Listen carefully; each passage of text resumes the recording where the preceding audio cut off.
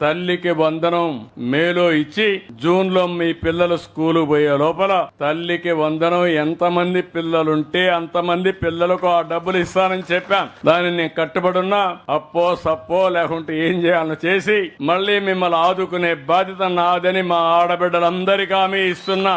మొన్నే మీరు చూశారు, వంట గ్యాస్ సిలిండర్లు నేనే ఇచ్చాను ఆ రోజు డాక్రా సంఘాలకి. మొన్ననే మళ్ళీ మీరు ఆ వంట గ్యాస్ సిలిండర్లు కూడా ఆటకెక్కిస్తే ధరలు పెరిగిపోయినాయని 3 సిలిండర్లు ఇస్తారని హామీ ఇచ్చాను. దీపం 2 కింద అప్పుడే ఒక సిలిండర్ ఇచ్చా.